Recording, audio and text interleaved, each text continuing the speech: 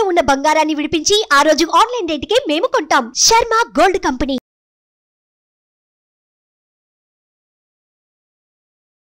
నమస్తే, welcome to Suman TV. నేను మీ యామ్ని.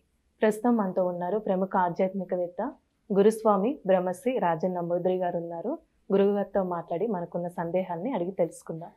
నమస్కారం గురుగారు. నమస్కారం అమ్మా. గురుగారు, మనకి అసలు మే నెలలో 12 రాశుల వారికి ఏ విధంగా ఉంటుందండి? అలానే ఈ రాశి వారికి సంబంధించిన పరిహారాలు కూడా మీరు తెలియచేయాలి. ముందుగా మనకి మేషరాశి కాబట్టి మేషరాశి గురించి తెలియచేయండి. తప్పకుండా తల్లి. ముందుగా శ్రీ మహాగణపతి దేవతోభ్యో నమః. చూసే వీక్షబంధులకి నమస్కారం. మే నెలలో మేషరాశి వారికి ఎలా ఉండబోతుందని అడగబోతున్నారు. తప్పకుండా చైత్ర మాసంలో చాలా విశేషమైనటువంటి ఒక కైంగర్యాలు మనకు కనపడవచ్చు. అయితే ఇప్పుడు మనం ఏంటంటే గత మాసంలో అంటే పోయిన మాసంలో వచ్చేసి మనము ఈ క్రోధినామ సంవత్సరం గురించి ఉగాది పంచకాలన్నీ కూడా చదువుకున్నాము. సో ప్రతి వాళ్ళు కూడా ఆ రాశి గురించి వివరించుకొని చెప్పుకోవడం తెలిసింది. ఇప్పుడు ఏంటంటే ప్రతి మాసాల గురించి కూడా విశేషంగా రావటం కూడా చాలా అద్భుతమైనటువంటి ఒక ఫలితము. మే నెలలో వచ్చేసి అద్భుతంగా ఈ క్రోధినామ సంవత్సరంలో అది కూడా చైత్ర మాసంలో కొద్దిగా వాళ్ళకి ఖర్చు అనేది చాలా ఉంటాయి. సో కాబట్టి మీకు కొద్దిగా మేషరాశి వాళ్ళకి ఖర్చులు ఎక్కువ ఉంటాయి, అప్పులు ఎక్కువ అవుతాయి, కొద్దిగా ఒత్తిడి ఎక్కువ పడుతుంది, శారీరకంగా మానసికమైన ఒత్తిళ్ళు బాగా పడతాయి. కొద్దిగా జాగ్రత్త వహిస్తే సరిపోతుంది. దానికి తగిన విధానమైనటువంటి ఒక పరిష్కారాన్ని అటువంటివి చేసుకుంటే ఈ మేషరాశి వాళ్ళకి ఈ మే నెల అంతా కూడా సాకారంగా ఉండడానికి అవకాశాలు ఉంటాయి. అంటే ఇప్పుడు బిజినెస్ ఏ విధంగా ఉండొచ్చండి రాశి వారికి సంబంధించి? మేషరాశి వాళ్ళకి బిజినెస్లో 12 లాభం అయితే 9 నష్టం ఉందండి. అంటే అన్బ్యాలెన్సింగ్లో ఉంది, కంగారు పడవచ్చం లేదు. ఈ బిజినెస్ వాళ్ళు కూడా కొద్దిగా కొన్ని చూసి చూడనట్టుగా వెళ్ళిపోతే ముందు సాగిపోతుంది. అలానే హెల్త్ కూడా ఏ విధంగా ఉంటుందంటారండి మే నెలలో? మేషరాశి వారికి ఆరోగ్యపరమైనటువంటి విషయం చూసుకుంటే అయితే మాత్రమే కొద్దిగా నిరాశగా ఈ ఉడకపోతలో ఉంటుంది కాబట్టి దానికి కాస్త ఎండకు కొద్ది జాగ్రత్త వహించవలసి వస్తుంది.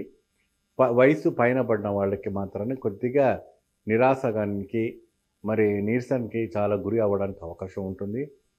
హాస్పిటల్కి కూడా వెళ్ళడానికి పరిస్థితి ఏర్పడుతుంది కాబట్టి కొద్దిగా జాగ్రత్త వహిస్తే సరిపోతుంది. అయితే మేషరాశి వాళ్ళకు ప్రత్యేకమైనటువంటి ఒక ఆలోచన ఎలా వస్తుందంటే మరి ఈ విధానంగా ఇటువంటి సమస్యలు వచ్చినప్పుడు ఎటువంటి ఎదుర్కోవాలి. ఇప్పుడు బిజినెస్లో మరి ఈ రకమైనటువంటి ఇప్పుడు అనేక రకమైన వ్యాపారం చేసేవాళ్ళు ఉంటారు, అనేక రకంగా డాక్టర్ ఫీల్డ్లో అనే ఫీల్డ్లో కూడా ఉంటుంటారు. సో అనేక రకమైనటువంటి ఫీల్డ్లో ఉన్న వాళ్ళు కూడా బయటికి రావాలి చేయాలి అంటే కూడా కొన్ని ఒత్తిళ్ళకి తప్పదు. సో వీళ్లకు ప్రత్యేకమైనటువంటి ఒక దక్షిణ భారత ఆలయాలు విశేషంగా పూజలు చేసుకోవాలి. ఇప్పుడు దక్షిణ భారత ఆలయాలు ఏంటంటే ఇప్పుడు కంచిలో కామాక్షి ఉంది. ఈ రాశిలో ఉన్నవాడు ప్రతి వాళ్ళు కూడా కంచి కామాక్షిని వెళ్ళి దర్శనం చేసుకొని ఒకరోజు అక్కడ ఇద్దరు చేసి అమ్మవారికి విశేషమైనటువంటి అభిషేకం చేయాలి. చేసిన తర్వాత ఆ రోజు తిరిగి వచ్చిన తర్వాత మీకు ఈ మే నెలలో కాదు కదా, మీకు మొత్తం సంవత్సరం పొడుగునా కూడా మీకు అతీతమైనటువంటి బలదాయకం రావటము, గురువు అనుగ్రహం రావటం అనేది కూడా జరుగుతుంది. ఎందుకంటే ఇక్కడ మనకి లాభం 12 ఉన్న నష్టం మీకు 9 ఉంది. అయినప్పటికీ కూడా మీకు 12 రీచ్ అవ్వాలన్న కూడా కష్టమే. ఈ 9లోనే హరించిపోతుంది. ఏమా 9 క్రాస్ అవుతుంది కదా 12కి వెళ్ళడానికి అవుతుంది. ఈ 9లో వరకు వెళ్ళడానికి కూడా మీకు ఎదురుగా వస్తుంది. కాబట్టి ఈ రకంగా చేసుకోవచ్చు. వ్యవసాయ రంగంలో ఉన్న వాళ్ళకు కూడాను అటు ఇటు రకంగా ఉంటుందమ్మా. కొద్దిగా వాళ్ళకు పెట్టుబడులు ఎక్కువ అవుతుంటాయి తప్ప అది కొద్దిగా జాగ్రత్త వహించవలసి వస్తుంది. మరి డాక్టర్ రంగంలో ఉన్నవాళ్ళు, ఉద్యోగ రంగంలో ఉన్నవాళ్ళు, ఇంకా అడ్వకేట్స్ ఉన్నవాళ్ళు కానీ పోలీస్ రంగంలో ఉన్న వాళ్ళకి బదిలీలు అవ్వడానికి అవకాశాలు కనపడుతూ ఉంటాయి. ఇప్పుడు రేపు వచ్చేవంటి ఎలక్షన్స్ తర్వాత వాళ్ళకి బదిలీ అవ్వడానికి అవకాశం ఉంటుంది కాబట్టి ముందు జాగ్రత్తతోని మీరు జాగ్రత్త వహించి ఉంటే సరిపోతుంది.